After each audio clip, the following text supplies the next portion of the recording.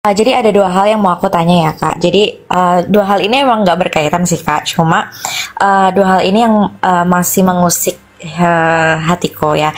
Jadi yang pertama yang mau aku tanyain tuh gini Kak. Case-nya itu kan aku memang lahir bukan dari keluarga yang full Kristen ya Kak. Jadi case-nya papiku ini dia Konghucu dan mamiku ini Kristen, tapi mereka waktu menikah ya pemberkatan di gereja seperti itu. Nah, tapi setelah menikah, papiku ini dia kembali lagi ke Konghucu. Tapi karena memang maksudnya keluargaku ini kan keturunan Chinese Kak. Jadi keluargaku ini benar-benar dua-duanya dari mamiku dan papiku adalah Chinese.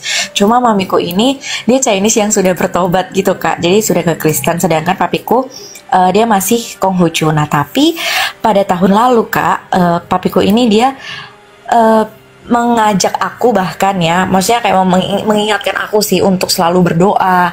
Dan waktu aku masuk ke kamarnya, ternyata di kamarnya itu ada tempat khusus untuk dia berdoa kepada Santa Maria gitu kan. Aku sih nggak masalah sih Kak, maksudnya untuk Kristen Katolik aku sih no problem ya, maksudnya aku nggak ada yang se-strict itu.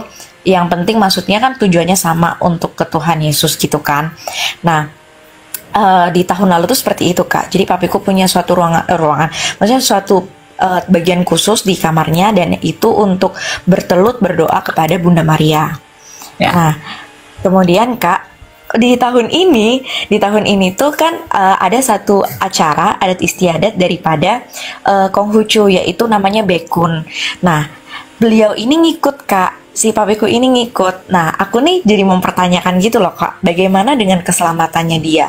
Apakah dia akan diselamatkan atau tidak gitu loh? Karena maksudnya dari aku sedikit tahu sedikit banyak tahu tentang keselamatan, bahwa ketika kita diselamatkan itu kan ada umat pilihan dan umat bukan pilihan ya Kak. Dan ketika kita menjadi istilahnya, kalau kita meyakini, kita kan harus meyakini bahwa istilahnya kita umat pilihan.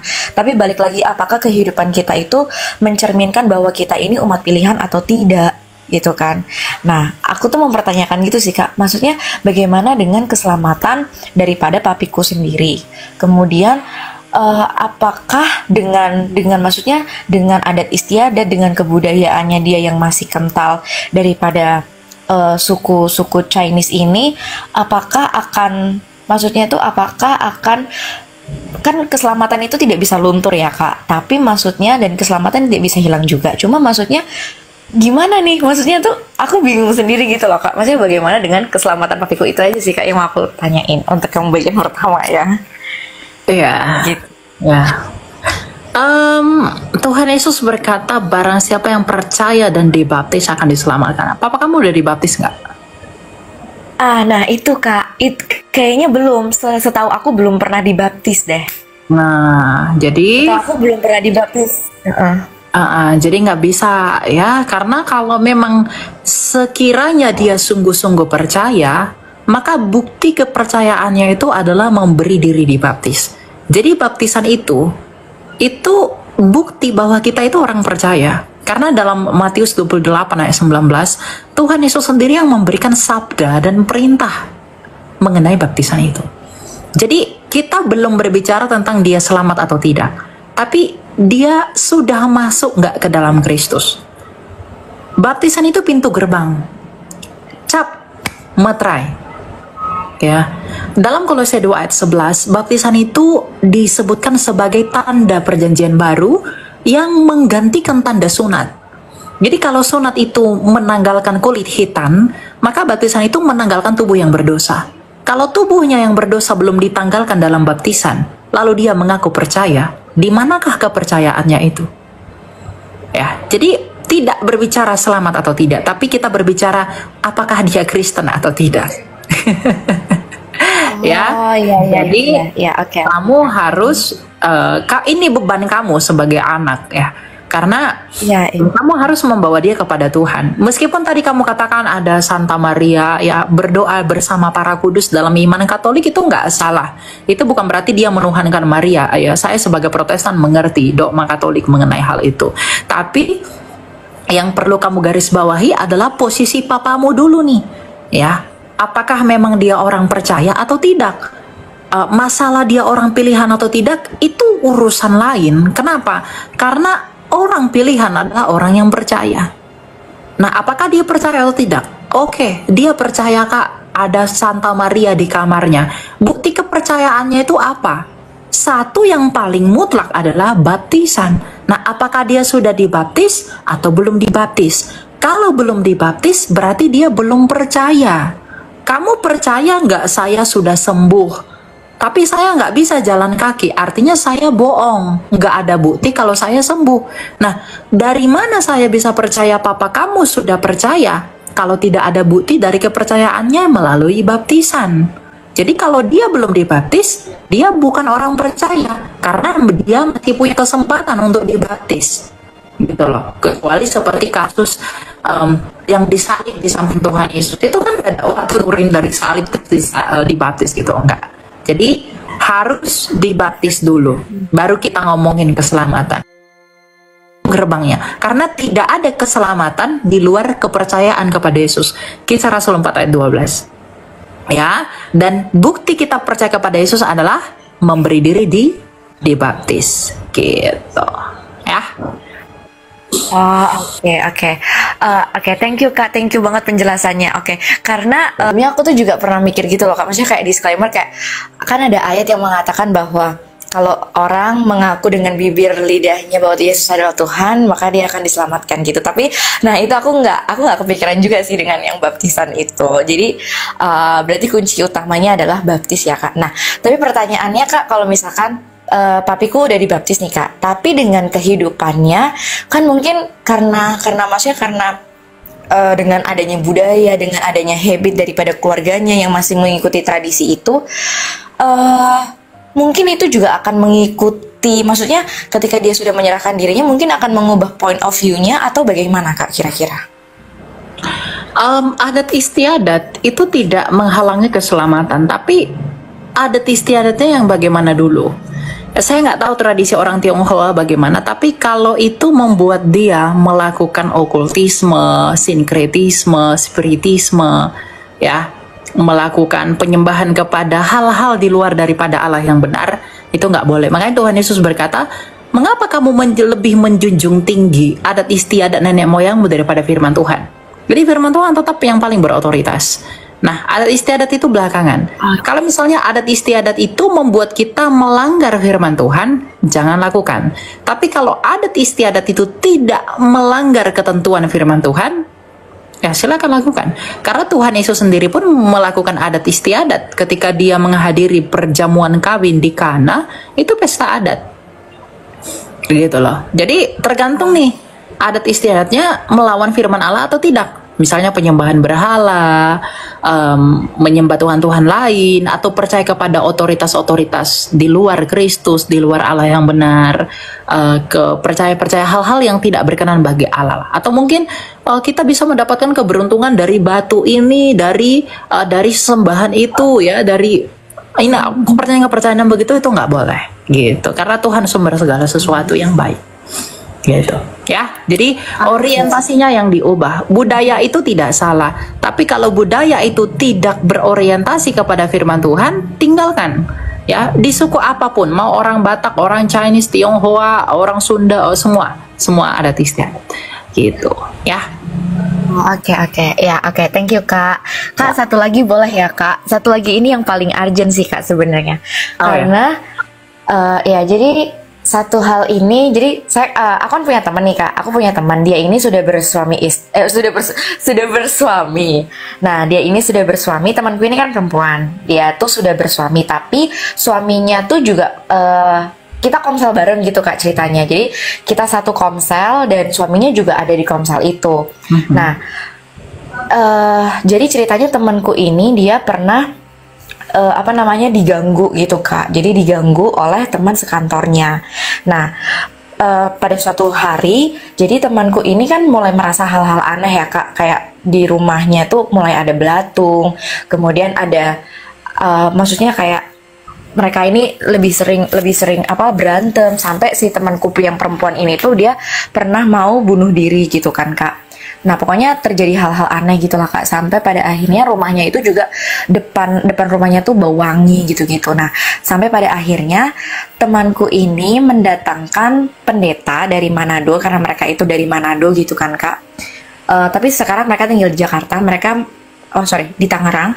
Mereka itu akhirnya mendatangkan pendeta itu Kak. Nah, mendatangkan pendeta itu, ibu pendeta itu tuh mengusir, maksudnya mendoakan gitu kan Kak, mendoakan dari kantornya sampai di rumahnya. Nah, menurut ibu pendeta ini, jadi memang ada satu temannya yang gak suka dan memang ngirim sesuatu gitu Kak, maksudnya ngirim santet gitu ke si temanku ini. Nah, itu tuh memang sangat-sangat apa ya Kak, memang sangat-sangat menyeramkan gitu dari ceritanya, karena si temanku ini ketika didoain dia tuh sampai yang benar-benar bisa badannya itu tuh kayak gerak sendiri gitu loh Kak, sampai dia tuh istilahnya sampai muterin kepalanya sendiri gitu loh. Nah, sampai pada suatu ketika mereka doa bareng itu tuh si suaminya itu kayak ngelihat sosok keluar dari tubuh si istrinya istrinya yang notabene itu adalah temanku itu. Nah, setelah itu katanya sih more better sih Kak, maksudnya katanya better dari doa itu. Cuma pada beberapa hari yang lalu, baru beberapa minggu yang lalu, itu tuh kayak kedengeran lagi Kak, ada suara jatuh di atas rumah mereka, di genteng rumah mereka gitu. Nah, aku sih coba menguatkan mereka ya Kak. Maksudnya istilahnya aku kan nggak ahli dalam, maksudnya aku cuma manusia biasa, aku nggak ngerti apa-apa. Aku cuma maksudnya bisa menguatkan bahwa maksudnya kayak itu tuh hal itu terjadi itu bukan kesalahan mereka, tapi memang ada kuasa Tuhan yang mau dinyatakan dalam kehidupan mereka gitu. Maksudnya aku coba men-sharingkan itu kan karena ada case juga ya Kak. Maksudnya kayak orang buta yang sejak lahir itu kan memang bukan salah dia, bukan salah orang tuanya, tapi memang karena ada kuasa Tuhan aja yang mau dinyatakan. Nah, aku menurutku seperti itu Kak. Kakak boleh koreksi aku ya kalau misalkan penguatan aku, sharing aku ke mereka itu salah. Nah, terus yang kedua Kak, menurut Kakak sendiri itu mereka harus seperti apa Kak? Karena memang si temanku ini dia punya kayak bukan punya musuh sih, dimusuhin oleh satu teman di kantornya. Nah gitu Kak. Dan pada akhirnya memang ada hal-hal aneh itu. Menurut Kakak harus seperti apa ya Kak? Ya, dalam Efesus 6 coba kita buka ya. Efesus 6 ayat 12 dan 13. Dikatakan begini, karena perjuangan kita bukanlah melawan darah dan daging, tetapi melawan pemerintah-pemerintah, melawan penguasa, melawan penghulu-penghulu dunia yang gelap ini, melawan roh-roh jahat di udara. Sebab itu ambillah seluruh perlengkapan senjata Allah, supaya kamu dapat mengadakan perlawanan pada hari yang jahat itu dan tetap berdiri, sesudah kamu menyelesaikan segala sesuatu. Ada orang manusia yang bersekutu dengan Allah, tapi ada juga orang yang bersekutu dengan iblis. Orang yang bersekutu dengan iblis ini sama seperti iblis yang berusaha menyerang pihak Allah dan dia tidak dapat melakukan itu, maka dia menyakiti manusia yang memihak Allah. Sama seperti Rasul Paulus, ketika dia belum mengenal Kristus, dia menganiaya, dia tidak bisa menganiaya Yesus. Karena Yesus itu Allah yang Maha Kuasa. Ya, tapi dia menganiaya miliknya Kristus, yaitu orang-orang Kristen.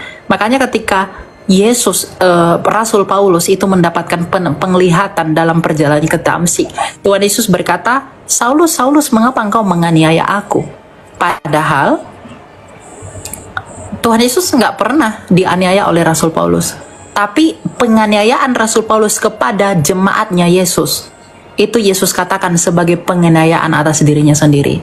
Karena dalam 2 Timotius 2 ayat 13 dikatakan bahwa dia tidak dapat menyangkal dirinya, kita ini adalah dirinya yang dimiliki oleh Kristus. Ya, nah, jadi ada orang yang ketika dia nggak suka sama kamu, maka dia bersekutu dengan setan untuk menyakiti kamu sebagai milik Allah. Dan sebaliknya, begitu. Nah, apa yang perlu mereka lakukan? Ya, Efesus 6 ayat 13 itu sudah jelas. Ya, gunakan senjata perlengkapan. Ya, perlengkapan senjata Allah. Apa itu? Firman Allah dan iman. Ya, yang oleh karena kalau iman bisa memindahkan gunung, maka tidaklah kemustahilan untuk imanmu itu bisa merubah keadaanmu. Ya, orang-orang jahat yang ingin menyakiti kita, Tuhan izinkan itu ada maksudnya. Ya, kita juga orang-orang yang menjadi korban itu juga perlu mengkoreksi dirinya. Mengapa dia bisa sampai kena? Apakah memang dia pernah berbuat jahat sehingga kejahatan dia itu menimbulkan kebencian dari teman dan kepahitan, maka dibalas dengan cara itu? Maka kalau memang demikian adanya, dia harus minta maaf, mengadakan perdamaian. Tapi kalaupun tidak ada, hanya karena keiri hati dan lain segala macam, karena penolakan sehingga menimbulkan kepahitan, lalu mendatangkan hal yang seperti itu bagi dirinya sendiri, padahal dia sendiri tidak bersalah, ya dia harus bersyukur kepada Allah bahwa Tuhan izinkan itu terjadi dalam hidupnya untuk menguji imannya. Apakah imannya dia itu bekerja untuk menyelesaikan apa yang dia dapatkan dan alami saat ini? Jadi ya solusinya apa? Lakukan apa? Firman Tuhan dan memiliki iman yang teguh sebagai perlengkapan senjata Allah di dalam kamu untuk melawan semuanya itu. Itu saja. Nggak ada triknya harus begini, harus buat apa segala, enggak. Ya, iman kita kepada Kristus itu membuat kita kuat di dalam segala sesuatu yang kita alami. Gitu. Ya. Oh, oke. Thank you ya Kak. Thanks a lot. Ya ampun, makasih jawabannya. Tuhan Yesus memberkati. Maaf teman-teman kalau saya lama. Terima kasih Kak. Dan ya. Oke, ya silakan. Aku mau tanya, kan ada tuh di YouTube apa namanya itu ya, ajaran kultus gitu di YouTube, nama YouTube channelnya tentang pembahasan Katolik. Kebetulan juga aku Katolik kan. Ajaran Katolik itu apa benar itu ajaran seperti Mormon katanya di situ? Apa benar itu Kak Elia? Itu saja sih. Hal yang mana dulu? Saya bukan orang Katolik dan saya nggak punya kuasa menjelaskan iman ke Katolikan. Tentang pengajaran Paus Fransiskus katanya. Terus mereka layak jadinya Paus Fransiskus itu jadinya disembah mereka katanya, bukan ajaran Kristus. Saya tidak bisa menilai pada kasus apa mereka mengatakan Paus Fransiskus itu disembah oleh mereka. Jadi harus jelas, brother, ya, yang dituntut itu apa, gitu. Sehingga mereka menimbulkan argumentasi bahwa Paus itu disembah orang Katolik. Nah, misalnya begitu. Nah, apa yang membuat itu? Apa yang melatar belakangi kesimpulan itu? Kita perlu tahu itu. Agar apa? Agar tidak salah paham, gitu. Nanti kalau misalnya ada sampai kepada ranah teologis, ya saya tidak punya kuasa jelasin itu. Kamu boleh tanya sama romo-romo Katolik, ya sama pengajar-pengajar di Katolik. Tapi kalau secara secara umum saya mungkin bisa bantu untuk menjawab gitu. Jadi masalahnya apa dulu, gitu. Harus jelas. Saya bisa mengulang. Itu aku tengok di YouTube kan, gini Kak, katanya ajarannya apakah udah dijelaskan di situ, karena ajaran Paus Franciscus itu menuju untuk dirinya katanya, untuk dirinya, bukan seperti ajaran Yesus katanya. Diajarkan Yesus diajarkan untuk menyembah Paus, bukan untuk menyembah Yesus. Seperti itulah Kak Elia maksudnya. Itu yang aku tanyakan. Ya saya tidak tahu isinya apa bro, jadi saya nggak bisa menilai gitu. Ya jadi saya harus jawaban untuk kita. Satu lagi boleh Kak? Ya silakan. Aku kan di tempatku ini, aku selalu memberikan ini apa namanya, seperti persembahan orang Cina itu Kak. Maksudnya persembahan orang Cina itu apa? Nah, seperti dikasih bunga, menyan, atau apa, tapi aku hanya disuruh gitu loh Kak. Melakukannya untuk tujuan apa dan buat apa?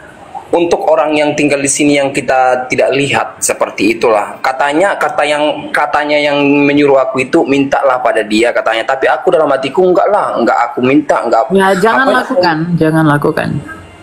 Enggak, tetapi aku melakukan itu Kelia bukan untuk meminta gitu loh, tapi untuk menghargai mereka yang ada di sana. Itu saja sih kalau aku. Siapa yang kamu hargai? Mereka gitu yang mereka tidak kelihatan. Mereka itu siapa?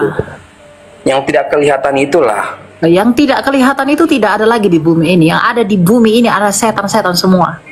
Ketika orang mati, rohnya tidak tinggal di bumi ini. Ya, ketika dia percaya Yesus, rohnya akan dituntun malaikat ke Firdaus. Ketika dia tidak percaya Yesus, dosanya akan menuntut dia ke alam maut. Jadi nggak ada orang di bumi ini, orang meninggal tinggal di sini tuh nggak ada. Ini bukan tempat mereka.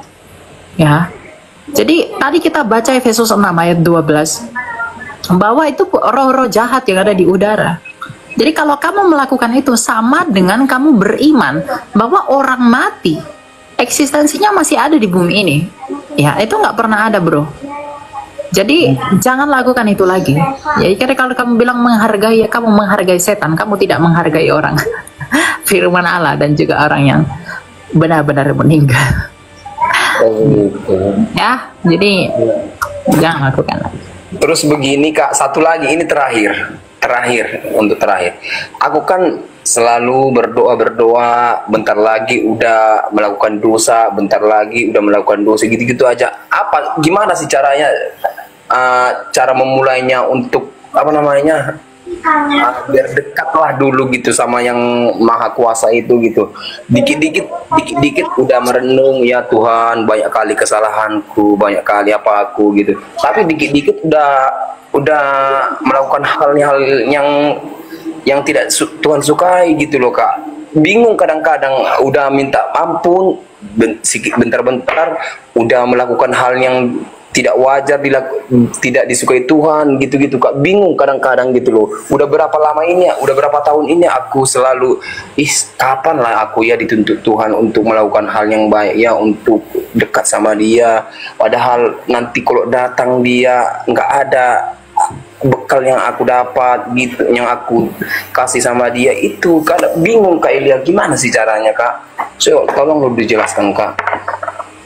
Ya berarti kamu belum minta ampun sungguh-sungguh dan kamu tidak menyesalinya dengan sungguh-sungguh.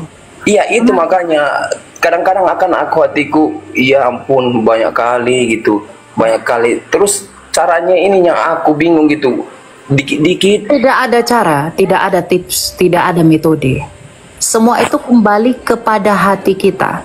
Amsal 4 ayat 23, jagalah hatimu dengan segala kesabaran. Jadi hatimu yang kamu jaga. Kamu tidak perlu lakukan harus begini, enggak. Hati yang dijaga. Hati itu sungguh-sungguh nggak mau bertobat. Sometimes saya juga begitu. Kita mau sungguh-sungguh, tapi kadangkala di lain sisi kedagingan kita kuat, kita jatuh lagi. Ya. Iya. Tapi ya Tuhan melihat hati kita sungguh-sungguh atau mau mempermainkan Dia. Itu akan kelihatan progresnya bagaimana, pertobatan itu seperti apa. Jadi iya. Jaga hati ya. Tidak ada metode-metode, saya tidak bisa jabarkan metode harusnya begini, enggak. Jaga hati ya. Hati itu sungguh-sungguh menyesalikah, sungguh-sungguh meminta ampunkah, sungguh-sungguh menyadarikah. Nah kalau kita sungguh-sungguh mengakui, menyadari, maka buah dari pengakuan itu akan lahir, yaitu apa? Pertobatan yang sejati gitu ya. Dan itulah kan Kak, aku kayak gitu-gitu kan akhirnya aku bermimpi juga ujung-ujungnya sama kakak gitu. Sama Kak Elia. Mimpiku itu, dalam mimpiku itu apa namanya, bumi ini udah hancur tapi kakak akhirnya tersenyum gitu loh. Siapa yang tersenyum? Saya. Iya, di dalam mimpiku itu bumi ini udah apa namanya, udah kayak seperti kiamat lah gitu. Aduh. Tapi Hadi itu bunga tidurmu saja itu. Bukan, memang aku udah lama Kak sih untuk mempertanyakan hal-hal seperti ini sama kakak. Pengen kapan lah ya aku menanyakan seperti ini, tapi terlalu banyak yang naik kan, aku juga sibuk, akhirnya batal gitu Kak. Ya itu bunga tidurmu. Enggak ada. Saya tidak pernah ada di dalam Alkitab. Saya enggak pernah dinubuatkan jadi apa itu, enggak pernah ya. Bukan, jadi dalam arti mimpiku itu maksudnya kok ada tiba-tiba Kak ini. Saya nggak bisa tafsirin itu bro. Ya itu kamu kalau memang kamu merasa itu mengganggu pikiranmu, kamu doa sama Tuhan. Artinya apa gitu. Saya bukan seperti Yusuf yang bisa tafsirin mimpi. Saya nggak ada karunia untuk itu. Iya sih Kak ya. Iya. Iya. Itu aja sih yang aku tanyakan Kak. Berarti itu yang kakak bilang itu tadi untuk sesembahan itu salah berarti ya Kak ya? Iya betul. Oh ya udahlah, makasih banyaknya Kelia ya. Okay. Itu aja sih aku selalu gara-gara kakak aku selalu apa namanya berpikir tentang dosaku ini banyaknya, minta ampun. Ya semua kita orang berdosa kok, tapi kiranya Tuhan berbelas kasihan kepada kamu senantiasa ya. Iya, tapi gara-gara penginjilan Kak Elia aku selalu pengen dekat lah gitu. Seperti itulah, ngambang-ngambang. Oke ya, semangat selalu ya. Ya, makasih banyak ya Kak Elia. Tuhan beri. Jadi Kak, aku tuh cuma mau nanya. Jadi tiap kali ada niatan untuk berdoa, tapi hati itu selalu kayak bertolak belakang. Gitu loh Kak. Maksudnya bertolak belakang dengan apa? Nggak tahu, pokoknya kayak tiap kali ada niatan, oke hari ini aku mau berdoa, benar-benar mau berdoa, aku udah capek sama hidup, udah capek sama semua persoalan hidup. Tapi pada saat mau berdoa, udah BTW aku Katolik Kak. Ya. Lalu? Pada saat udah tiap kali mau doa itu kayak langsung malas, kayak langsung tiba-tiba ngantuk begitu. Ya dilawan. Tadi kita kan udah baca Efesus 6 ayat 13, kamu harus memperlengkapi dirimu dengan niat itu. Kenapa kita harus selamat oleh karena iman? Kita nggak tahu, gini loh, coba kalian bayangkan ya, logikanya begini. Kenapa sih Elia, orang percaya Yesus, orang yang beriman kepada Yesus, itu yang diselamatkan? Iman itu apa sih? Itu bukti dari segala sesuatu yang tidak kita lihat. Itu iman itu. Nah, kamu tidak melihat nih, what's happening on you? Kamu nggak tahu apa yang sedang terjadi sama kamu sehingga kamu bingung, males, berdoa dan lain-lain. Maka kamu harus punya iman itu sebagai perlengkapan kamu. Untuk apa? Untuk bisa merealisasikan apa yang kamu inginkan dan kamu mau itu. Makanya iman itu misteri. Kamu nggak bisa jelasin itu secara absolut. Kamu nggak bisa. Maka untuk melawan hal-hal yang juga kamu nggak bisa mengerti secara kasat mata, libatkanlah iman di dalam itu. Agar kamu bisa menyelesaikannya. Yang tak kelihatan, selesaikan dengan yang tak kelihatan. Kalau kamu merasa ada kuasa yang menaungi kamu, yang dengan demikian itu kamu menjadi males-malesan, gak mau berdoa, ya, maka kamu libatkan iman di dalam iman yang benar itu. Gitu loh. Jadi iman itu misteri. Ketika hati kita percaya kepada Dia, we cannot explain, kita nggak bisa menjelaskan apa yang sedang terjadi ketika kita beriman, apa yang terjadi di dalam hadirat surgawi, dan apa yang terjadi dalam kita. Makanya Tuhan Yesus berkata, apa yang kamu ikat di dunia akan terikat di surga, apa yang kamu lepas di dunia itu akan terlepas di surga. Ya, jadi kamu mau berdoa, kamu akhirnya malas-malesan, kamu sudah sungguh-sungguh mengikat nggak itu? Kamu sudah memperlengkapi dirimu nggak dengan senjata itu? Ya kalau belum, buahnya kamu malas-malasan, berarti kamu nggak sungguh-sungguh. Niatnya itu nggak sungguh-sungguh. Karena kalau kamu sungguh-sungguh, kesungguhan hatimu itu akan dibuahkan dengan apa? Tindakan dari niatmu itu. Jadi jangan menipu diri sendiri dan jangan menipu Allah. Nggak boleh. Gitu. Jadi sebenarnya nggak ada alasan mengatakan saya sudah sungguh-sungguh berniat tapi kenapa saya nggak jadi berdoa. Berarti kamu tidak sungguh-sungguh. Karena kesungguhan itu bukan ketika dia muncul, tapi ketika dia mau merealisasikan. Jadi ketika muncul sungguh-sungguh, ketika ini nggak lagi, berarti selama ini nggak sungguh-sungguh. Gitu. Jadi kesungguhan hati itu dibuktikan dengan buah dari apa yang diniatkan itu. Itu karena kalau kamu sungguh-sungguh benar-benar mau berdoa, kamu benar-benar mau merendahkan dirimu di hadapan Tuhan, niscaya kamu akan melakukan apa yang sedang kamu pikirkan itu karena dari situlah terpancar tindakan. Makanya dikatakan dalam Amsal 4 ayat 23, jaga hatimu dengan segala kewaspadaan karena dari situ terpancar kehidupan. Kalau pancaran kehidupanmu tidak mau berdoa, malas-malasan berdoa, berarti hatimu nggak kamu jaga. Jadi kuncinya apa? Jaga hati, jaga pikiran, dan beriman dengan sungguh-sungguh. Karena kalau imannya sungguh-sungguh, buahnya pun pasti lebat. Begitu. Ya? Boleh satu lagi nggak? Ya. Apa itu? Terkadang aku nih kayak udah doa begitu, tapi apa namanya, kayak kita kan, ini kata orang ya Kak, kalau udah berdoa itu udah melepas, sama dengan kita menceritakan semua keluh kesah kita, penat kita hari ini. Tapi setelah kita menceritakan semua, kayak hati aku tuh kadang pernah merasa lega, kadang enggak. Kayak gimana ya, setelah biasanya aku kalau udah habis doa itu, ya ampun puji Tuhan, kayak terima kasih, beban aku terangkat. Tapi pernah di satu sisi kayak nggak ada rasa apa-apa begitu Kak, ngerti nggak sih? Kayak udah doa tapi masih ada rasa keganjilan di dalam hati aku gitu Ya, Kak. kalau ada yang ngeganjel dalam hati berarti belum merendahkan diri sepenuhnya kepada Tuhan. Ya, karena saya pun mengalami itu. Kadang kita kadang kita merasa terlalu tidak layak di hadapan Tuhan, maka ketika kita selesai berdoa dan tidak mengakui semuanya, itu menjadi ganjalan bagi, dan memang butuh waktu ya. Ketika misalnya kita sedang melakukan dosa besar, sekali berdoa itu nggak cukup, harus terus menerus agar batin kita ini terpuaskan dan teryakinkan bahwa ada kasih karunia Tuhan dan belas kasihnya di dalam pengampunannya melalui doa-doa kita itu kepada Bapa di dalam Kristus. Jadi jangan hanya sekali, kamu harus terus menerus berdoa gitu. Makanya dikatakan salinglah mengaku dosa gitu ya. Jadi nggak cukup sekali gitu. Oke Kak, makasih ya Kak. Oke, ya. Maaf ya semuanya.